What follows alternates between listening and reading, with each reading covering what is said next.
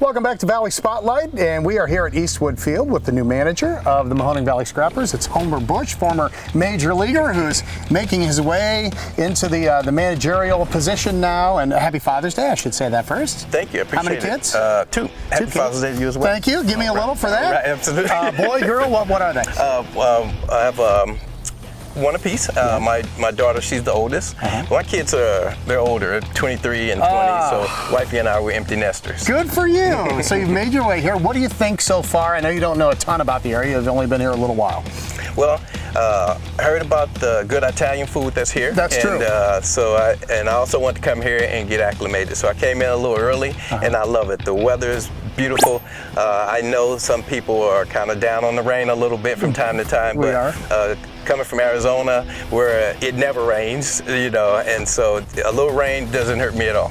Tell me about becoming a manager for the first time. Did you ask them? Did they ask you? How did it work out? Well, so I was being interviewed by several MLB teams on the off season, and one thing that kept coming up was, do you have any managerial experience? And so just through the initiatives through MLB trying to get more minorities into managerial positions, they say, well, hey, go get some managerial experience and let's just see what happens. Yeah. Do you like it so far? I love it. I love it. There's this saying in baseball that you usually manage the way you play. So my philosophy is going to be just all gas, no brakes. Okay. Be aggressive on the base paths, swing the bat, make the routine plays, and just have fun. Do you find that you're taking anything from some of the guys you played for?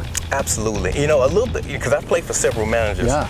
That's a good thing and a bad thing. Good thing from the standpoint of you get to see several different managerial styles. Bad thing because we didn't win a lot of games and guys were getting fired.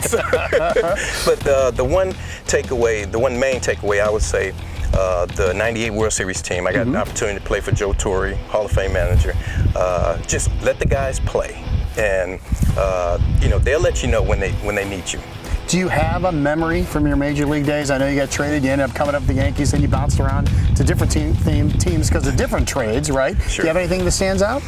Absolutely. Well, several. Of course, being part of the '98 World Series team, and the final game, the final out is always pretty special. But for me, it would be my first major league home run in the old Yankee Stadium. I was a small contributor that season. The fact that I was able to hit a home run, one, my family got a chance to see it, two, cool. And the third was that I contributed at a time when the team was struggling scoring runs, and so that put all that together, and that would be my most special memory. And you bat right-handed. Bet right-handed. Did you hit it to left field? That's a cavern out there in left center. Well, I went down the line a little bit. Okay. So it was. Okay. I think it's 315 over there. I was probably 317. It just needs to get over. Right? Just enough. Just enough. What you've worked your way through the minor leagues. What would you tell these guys, or what kind of experiences do you have that you could pass on to these guys as they start working their way up? As you can imagine, first and foremost, you got to stay out of trouble. You got to be a good person. You got to be good in the community. I mean, these are things that you can do that doesn't take talent.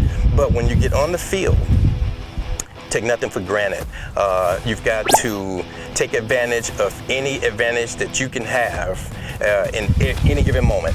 The one thing that I think is the most difficult thing to understand about baseball is that you have to do things and may not get a positive return on it.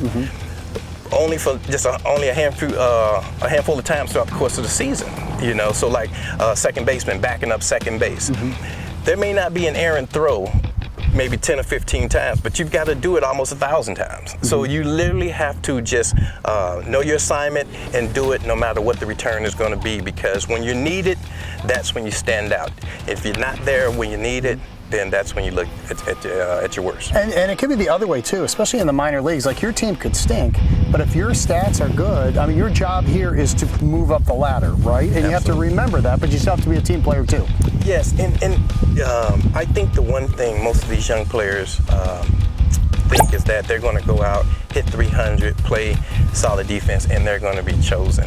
Well, baseball is a system. You have to know the system in order to know how you can advance to the next level. Like right now, OPS is extremely unpopular. That's right. Right, it's extremely popular. Well, why go out and hit for a high average, low slugging, that weighs down your OPS? you're not attractive to teams unless your OPS needs to be in a certain area. Really changed, hasn't it? It really has. And it's not my rule. No. It's just the game is literally telling you what it desires from you. So what you've got to go out and do, work on the things that's going to allow you to be successful at that. I mean, they're literally narrowing down the type of player you need to be. So try not to, push back, give the system pushback.